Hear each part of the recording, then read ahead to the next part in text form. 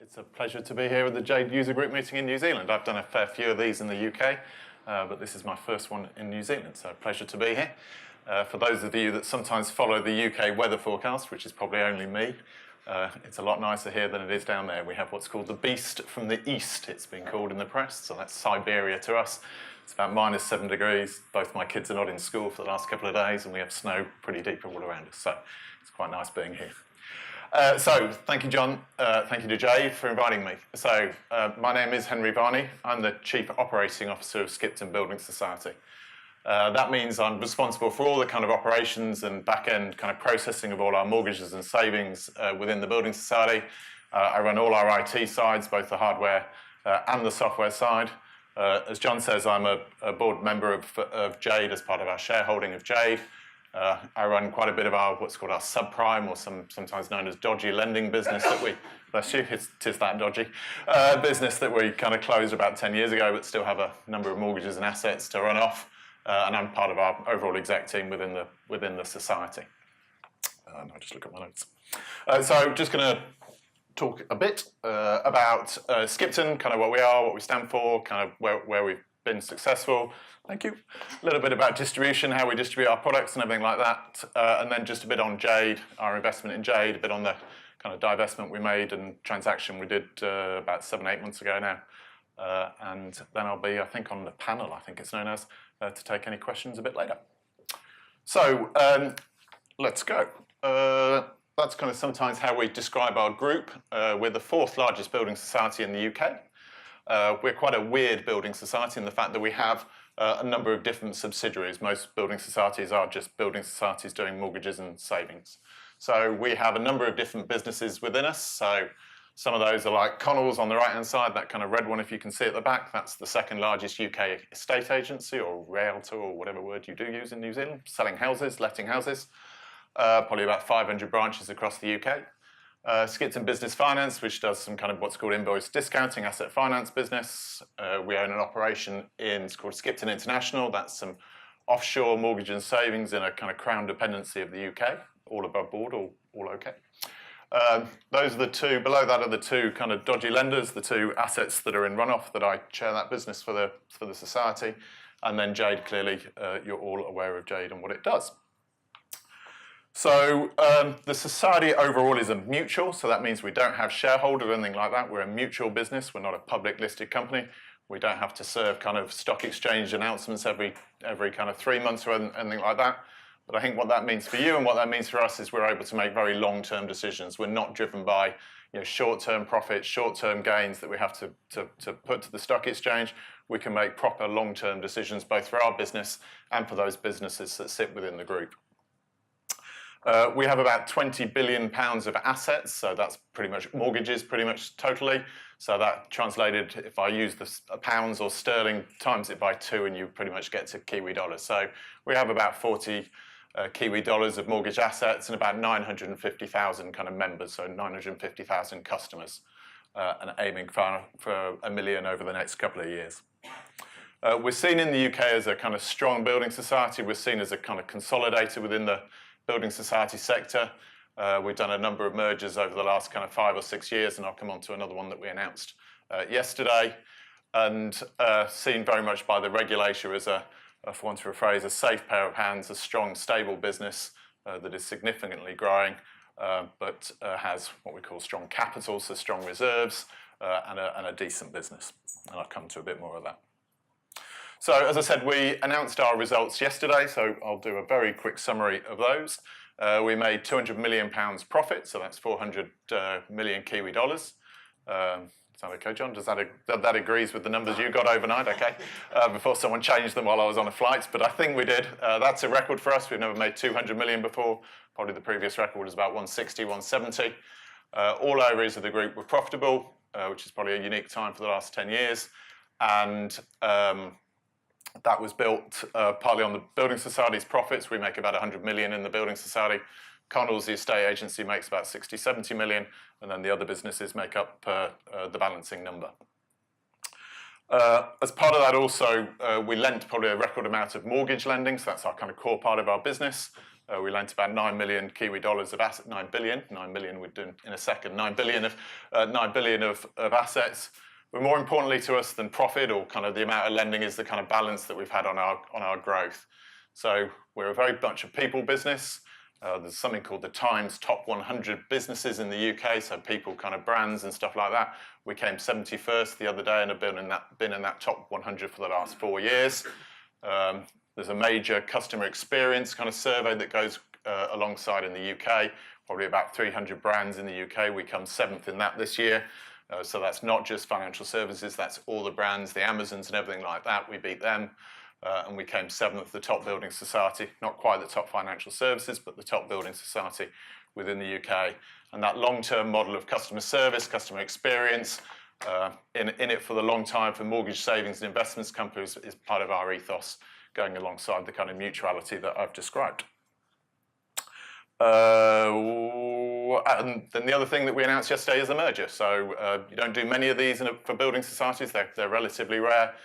So we announced one yesterday. It has to go to various votes and various legal mumbo-jumbo goes on over the next couple of months, but hopefully by the end of September, we will merge that building society. And what we do is we pretty much close all their IT systems over the weekend, put them all into our Jade database and Jade core system, decommission all their IT and run it on the Jade platform, which is what we've done with the other two and exactly what we will do on this one. So sadly, some conversations going on with the other building society this morning around redundancies and stuff, but overall, that is our kind of ethos and always has been our ethos in terms of mergers. So that's a kind of, wasn't going to go into too much detail. Skipton, very strong, very good capital, very good profits, very balanced across its people, very balanced across its member growth, in it for the long term, and seen as a very long, kind of stable consolidator in the UK kind of financial services market. Can't remember whether I need to press the button on this or not yet. Yeah, okay, we'll do that with next. No, we won't do that with next. We'll stay on there just for a minute.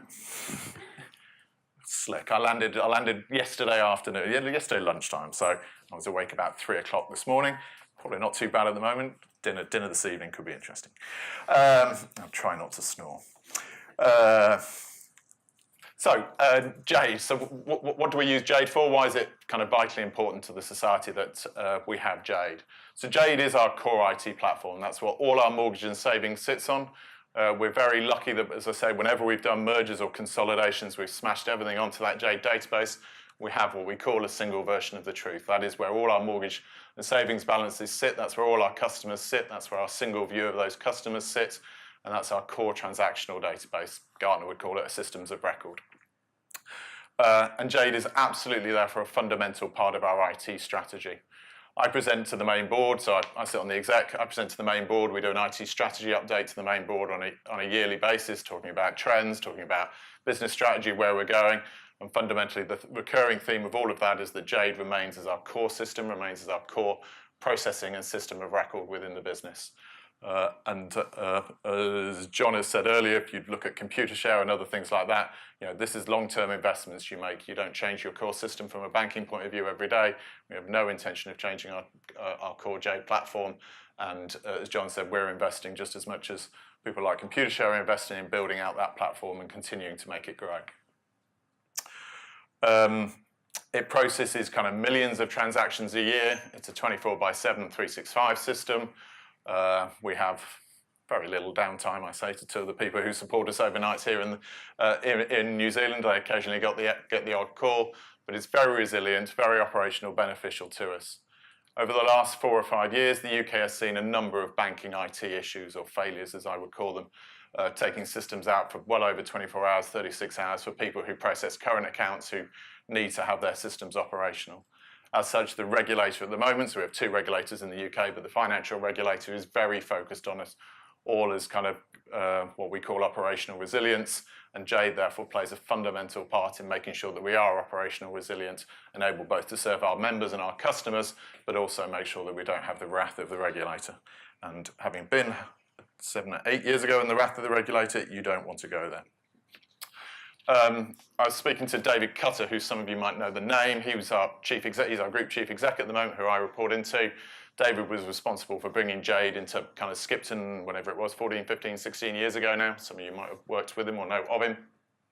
I was talking to him the other day, and they run kind of chief execs kind of sessions with other building society chief execs, and he came back and just said how lucky and fortunate we were to be in control of our own destiny, to be able to kind of code and develop the language as we see it fit, both from a product point of view and clearly as a product point of view from Jade's point of view. Most of the other building societies have packages and stuff like that that are inflexible and they can't meet the needs of their business at the moment. A good example of that is we launched what we call the Lifetime ISA. You don't need to remember that name unless it's going to be the question. I don't know whether it is going to be the question, but I'll say it again. It's a kind of tax-free savings product for people in the UK aged between 18 and 39. So that got launched by the government a year ago. We made a decision to back that product. We are now the only provider in the UK of the cash version of that. No other building society, no other bank does it. We're up to, as of last night, 90,000 customers over the last 6 months. That's enormous growth for us. All come through our online channel, all sitting in the Jade database, all meeting the needs of 18 to 39-year-olds, which for us is quite a different demographic to our normal kind of 55-year-old plus market. So it's a superb opportunity for us in terms of making those members long-term savings and investment members for us over 20 years, hopefully. But more importantly, it's the Jade product and the Jade system that has enabled to get to market as quickly as we have. We could have not have done it without the Jade product. As I say, no other building society or bank has done that in the UK. So it's testament to how flexible, how skilled we can be to meet the needs of our kind of business strategy and go to market. If I look at that distribution model, I do need to flick the slide now. Not that it. Just kind of where are we going from a digital point of view and stuff. If I go back kind of 10 years ago in the society, we have about 100 branches across the UK, and nearly every savings and mortgage interaction would have come through the branches. Very paper-based, no real online presence or anything like that. We launched our savings online channel about 9 years ago, something like that, just in its infancy, and started also to do kind of mortgages online at that point. If I take mortgages first, our model for mortgages is about 90-odd% of our business comes through what we call mortgage brokers. So not you coming direct to us, but you going to talk to an advisor or a mortgage broker, as it's known in the UK, and then placing their business with us. There's going to be a fly in front of me in a minute that I'll try not to get distracted by. So 100% of that mortgage broker business comes online. Straight through processing, scan imaging solutions, all sits in the Jade backend, all the credit rules, all the auto scoring and everything like that we do. We're aiming to do kind of straight through offers and everything like that in the UK. So 100% of that business comes through our digital channels. And I sometimes stand up and go, and I can only see that increasing. And for those that are logical in the room, and I'm one of those, trying to get greater than 100% is clearly quite different. It will change though, and more digital online as we have in the UK, what we call open banking. So my ability to go into your current account and get your records and auto score you from a records point of view. So there's lots of things we will need to do from a digital point of view, but we remain in a great place with, as I say, 100% of that business coming online. On the savings side, as I say, we launched the digital channel probably about 8-9 years ago now. Very little business on that probably over the first 3 or 4 years, and it's been the last 3 or 4 years that we've seen that quite exponentially grow. So pretty much probably 35 to 40% of any of our new savings business now comes online. And really, we don't really talk about it from a channel kind of split anymore. People just need to, I'm not into cheesy words for want of a phrase, but we talk about multi-channel or omni-channel and all those kind of things that retailers and stuff will talk about. But that's what we need to do. So we still have our branches, we still have our telephony channel, but a lot of our business is digital. Quite a lot of it is still done face-to-face from new account opening, but all the account servicing, statements and all that kind of stuff gets done online. And as I say, with that single record, that single customer view, all sitting in the back end and being presented out to the customer to see all their savings and mortgages, and soon, once we tie the systems together, our advice and investment side of the business. So our distribution model is quite radically changing. We still are heavily face-to-face from our investments point of view, so our advice point of view, but even that is changing with what's called robo-advice and everything like that. So I see us continuing to digitalise, continuing to use the Jade system to enable us to do that, we'll see where we go over the next couple of years, probably no doubt with apps and all those other kind of things as well. So then just a little bit on our investment in, so that's kind of Skipton. Oh, there we go. I knew there was another slide. That's what we're doing in the digital space. Thank you, Cameron. Lots of mortgage work, as I said, developing the app. Customer portal is what we call our kind of online system that customers go and interact with, so redesigning that. As I say, we have an advice business, which we're kind of slowly smashing into the society. personalization, trying to make that experience much more personal, etc., as we try and improve our customer experience. And then that's just the frontend.co.uk websites that we use from a kind of brochureware, etc. point of view. Then I was just going to talk a little bit about our investment in Jade and probably the transaction of the last year. So as you can see, we do own a number of subsidiaries. If I go back 10 years ago, that subsidiary list was probably 3 times as big as that, and we've done what we call a simplification model within the society and divested of those businesses that we no longer want or don't meet our risk profile. So some of you will know, and some of you might have worked, or I found out someone did work, who I spoke to earlier, worked for HML, and we divested of that about 3-4 years ago and sold that to Computershare. So pretty much on an annual basis, sometimes it's biannual, we review all those subsidiaries and their fit with the overall Skipton group and our ethos. And that fit can be technology fit, that fit can be return on capital employed or our return on investment in those. There can be a strategic fit, there can be our complementary fit, etc., etc. There are different reasons we hold different subsidiaries, but we pretty much review them on a biannual basis. If I go back a year ago for Jade, we owned 56% of Jade.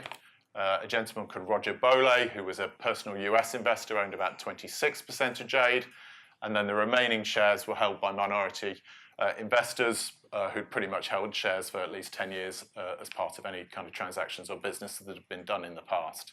So between us and Roger, we pretty much controlled kind of whatever it was, 82% of the company. And Jade then pretty much had 2 sides to its business, I would say. It had what I'd call the core Jade Software Corporation, so probably pretty much the reason that everyone is here today. And it had what we called the logistics business. So that was a business that does ports, port software, etc., etc. And that software business, that logistics business, has a product called Jade Logistics. Well, no, it's not called that. I don't know what it's called. It's called Jade Logistics. And probably 3-4 years ago, we made a decision to try and grow that business and try and make that an international product across the world. And we're continually successful in doing that. But in doing that, it did require a lot of investment into that as a product itself, and clearly a lot of investment in marketing sales as you try and take that product global. So after many discussions between ourselves and Roger as the major shareholders, we concluded that it was better to kind of split the 2 businesses. So pretty much simply, although it didn't feel like this at the time, we effectively bought out Roger's share in Jade Software Corporation, so bought out his 26%, and Roger effectively bought out our 56% of logistics. And then we were left with the minority shareholders. And after long discussion, pretty much the minority shareholders had not had what is called a liquidity event or an ability to kind of sell or trade their shares. We decided to offer them either the ability to maintain their shareholding as it was, so to remain their bit in logistics or their bit in JSC, or if they wanted to have a liquidity event at a certain price.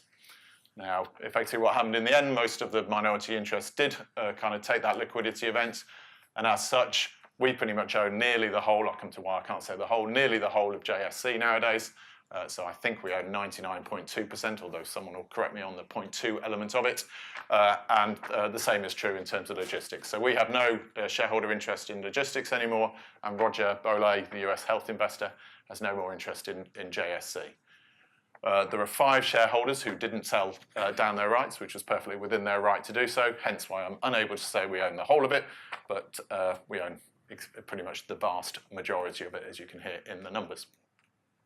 Clearly, we're still interested in logistics. Logistics is a Jade user, just like everyone else in this room, and just like me from Skipton point of view. We're hopeful that it will go and take over the world with its products, and that'll mean a good Jade product is built using Jade and taking over the world, as hopefully it will do. So that was a transaction. It took place June the 30th.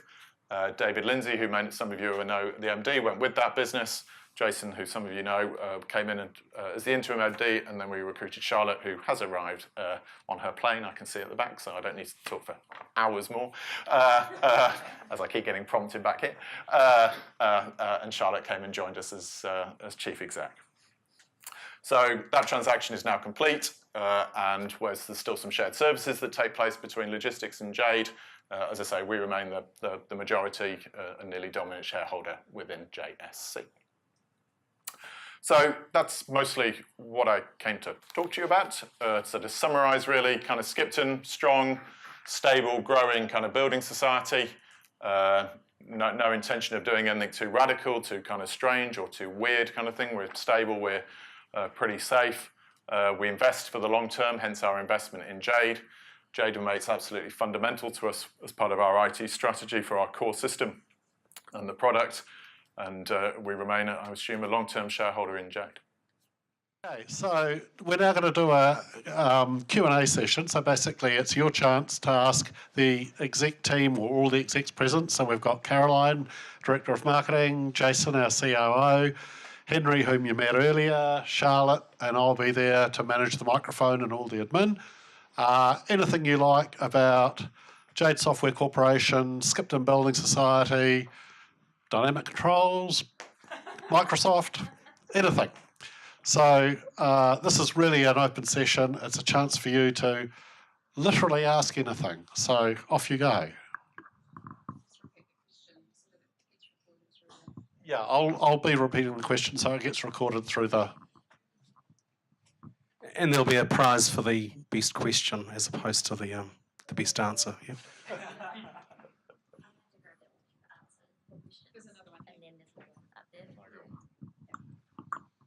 It's been pretty overwhelming so far and dodging all these questions. Testing. Yeah. Henry, re the Jade front end, are you guys using that at all? No, our architecture, we have Jade as the core system. We then have a service layer that we deploy something called TIBCO, for those that know that from a service or SOA point of view. And then we build our front end systems in .NET. Okay. So Jade backend, TIBCO at the service layer, and then .NET at the front end. Is that okay? I can talk about it in more detail. That's Not that much more detail. That's all I wanted to know. Okay. With your 24/7 operations, how many concurrent transactions do you think you would be processing at any given time? So did you get that? So it's kind of how much concurrency do we have going on at the same time? So on our front end, which does, picking up that question, does talk to the back end all the time, if you see what I mean. So it goes straight through. We, if I go back a year ago, we used to kind of get a little bit worried if it went over kind of 180, 190 concurrent users. And then we launched this lifetime ISA product that I talked about earlier. And it was a board meeting day when that kind of hit slightly the press. And there's a guy in the UK called Martin Lewis, who, I don't know what you have in New Zealand, he's the kind of personal finance champion of the kind of UK, who has an email that goes out to 12 million subscribers, including myself. And when it lands on a Wednesday morning and you're in it, you absolutely panic. We've panicked lots of times. So when that first came out, we watched it go to 200, then 250, then 300. Then I lost quite a bit more of my hair, and there's not that much more to lose. So we peaked on that at about 820, I think, something like that, concurrent users hitting it at the same time. So that's all on the front end that then, as I say, comes through the TIBCO layer, then talks to the back-end Jade system, and then represents all the information. So that's online. In terms of the core, we have 100 branches with, 3 or 4 people on, so that's 300, 400 people using it at any time. The contact center has about 220 people within it, so they're all on it all the time. I have a back-end ops team of about 200, so I just think 1,000 people at any one time is talking to it. Does that sound wrong, John? That sounds about right? Yeah.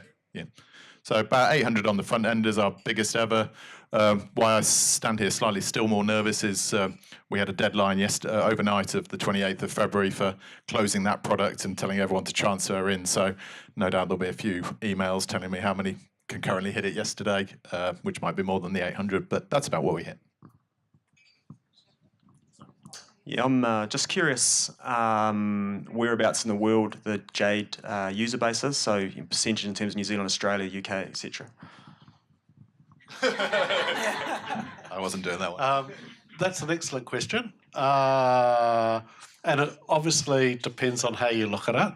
So in general, in terms of direct Jade customers, by number, we are around 40 New Zealand, 40-ish Australia and 20-ish UK. But because our UK customers tend to be very large, the likes of Skipton and Computershare and DB Cargo, then if you look at it in terms of the number of licenses or database size, then it skews a little bit more towards the UK. In terms of our partner community, MYOB is our largest partner with over 10,000 sites. And I believe for MYOB, the majority of the larger number of those are now in Australia. You're hoping for a nod. Here's one there from someone. But they're primarily Australia, New Zealand. So in terms of people touching a Jade system, probably the most people are touching a Jade system in New Zealand, Australia almost equally.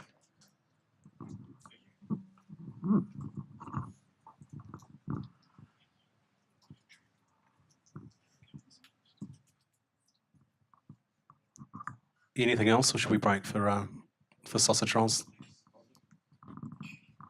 Henry, how many Jade developers do you have in the UK? In the UK, we have, I need to keep looking to look at the two people in there. We have about 20 Jade developers in the UK, probably 18 to 20 Jade developers in the UK, and then we have 7 in New Zealand through another subsidiary we own called Northwest Investments. John here is the lead to that team, and Kevin, who's next to him, is part of that team. So yeah, about 20 Jade, and then 7 over here. Total dev test team of about 70, something like that, and then PMs and BAs kind of associated with that. Okay, thank you. It's okay.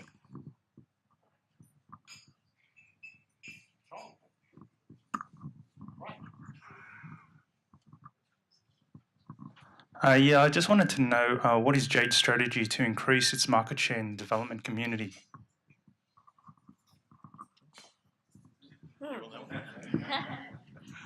Yeah, another excellent question. At the moment, we're seeing most of our growth coming from increased usage of the product by our existing customers and partners, and in particular the partner sales story. And the people here that are from the partner community are telling us, and we're seeing in terms of revenue coming in through royalties, that those partner business success stories are continuing. We're also seeing some increased usage of our direct customers. So I mentioned earlier that, Computershare have got over 40 people working on a major revamp of that system to handle growth. So in a similar manner to Skipton, I guess, they've done a large acquisition and decided to kick the acquirees' computer systems into touch and replace it with Jade. That's good for the community. That's more jobs, it's more licenses, it's more revenue. It enables our majority shareholder to feel commercially that they can increase the amount of resource. As I said earlier, we've got the new people in the Jade plant. We're still hiring another one. We're looking for more space. So the majority of the growth at the moment is coming from increased usage of the product by existing customers and partners. We will, and obviously are very happy to sign up new users and partners. We have not had sustained marketing campaigns to do that recently.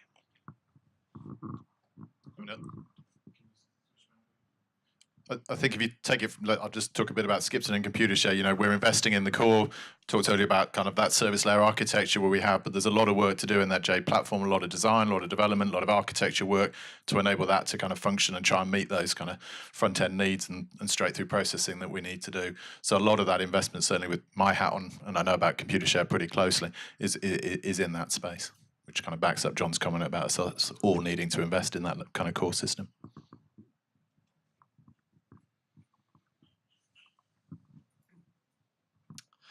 Hi, my name is Grant. I'm from MYOB. Sorry, I've only been here 7 weeks, so I couldn't answer that question before. One of the things, I'm head of delivery, so one of my big challenges across Australia and New Zealand is competition for talent, which I think all tech businesses struggle. Yep. And so you talked about potentially growing. What's a strategy that you've got to get more people in the talent pool for Jade? Yeah, and that's another excellent question. There's a couple of answers to that. Firstly, we maintain a strong relationship with a number of tertiaries. So there are certainly, at least in the South Island, 3 of our major tertiaries have Jade training courses. So our the old CPIT, our Polytech in Christchurch churns out a number of Jade programmers. SIT in Invercargill has a Jade development course, and Canterbury University is still teaching Jade. So from our point of view, we hire a lot of graduates that are have already had some pre-exposure to Jade. In the North Island, I believe that Massey still has a course. So from a tertiary point of view, there is some flow. The other thing is that we've put a lot of effort, and we covered in the user group last year, and you'll see again this year, into making the product attractive from a developer point of view. So our aim is to make the product something people that want to work on. And so with modern languages, you know, we already see people moving between, say, Java and .NET and Jade relatively easily. We've reduced, we think, the lead time to convert a .NET developer to Jade, you know, down to single-digit weeks. Most of the things I have to say are partly because those languages have moved closer to our original philosophy, and object-oriented is a lot more of a thing now than it used to be. So some of the principles now, we're pretty much industry aligned because the industry has caught up with where Jade was. Hey, I'd just like to add, hey, Aida, can you stand up for me, please? So, Grant, this is Aida. I just want to introduce you to. Aida came from us from AUT as a graduate, and she had no Jade experience and is a Jade developer now. So she's a great case study of how easy it is to use the language and to transition, and I'm sure would love to answer any questions you have further. Cool. Thanks. And then just with the Skipton kind of hat on, we effectively train our own. We'd probably take on, 2 or 3, probably 3 graduates every 18 months, something like that, put them through a program of work.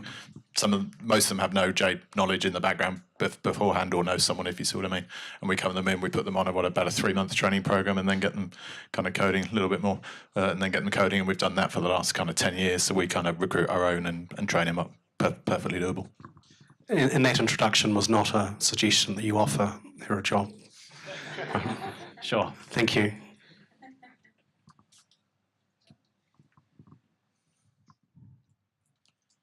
This is the one I'm on. Henry, question for you. No, it was actually relating to the growth side of things, which you've sort of answered. But do you have any sense of how many commercial developers there are out there? So you've got ideas about how to grow it, but where are we at now? You mean in terms of customers, or No, in terms of developers. actual developers? The community. Caroline, what's our mailing list for we have a developer mailing list, which is in that sort of 300 to 400. So they're people that in general are literally developers.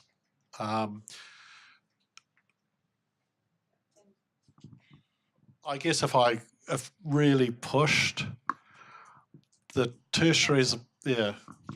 You might. I'm just wondering what actually goes out on the developer mailing list, because I'm not sure I'm on it. Okay. 301. 2. Got that? Yeah, 3. It's a really interesting theme that you have in terms of that developer community and what we're doing to grow them and pull them through. So it's something which, just given the questions, I think the guys have told a good story about what it is that we're doing to grow and the ease of it. But actually, there's probably something that we should come back to you guys on with a little bit more of a story, or sort of picking up on that theme that's there. Not necessarily later on today, but perhaps in the coming weeks.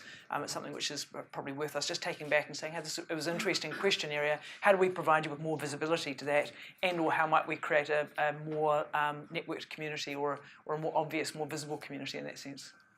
Unless we've got I'm confident that everyone in the room is at least getting the Jade newsletter. Yep. Yeah, okay. So that's So the Jade forums are still active, and the other thing that's been announced and promoted in the Jade newsletter, so you will all know about it and be using it actively, is the Jedi feedback system. John's going to talk about that later. So last question. or not. So, Just following on from the forums and Jedi, is there going to be any? Just following on from the comments around the forums and Jedi in general, would there be any moves to look to merge that together? Because you sort of get conversations going on in either, but nothing towards merging them. Certainly, I'm not particularly happy with the way the forums. I mean, that's obviously very dated technology and UX and so forth. The Jedi stuff is primarily intended as a feature suggestion rather than, say, a place to go to get help. So the forums and the Jedi do have separate purposes at the moment, but I'd be quite happy to look at replacing the forums with more appropriate technology, which may be a variant of Jedi.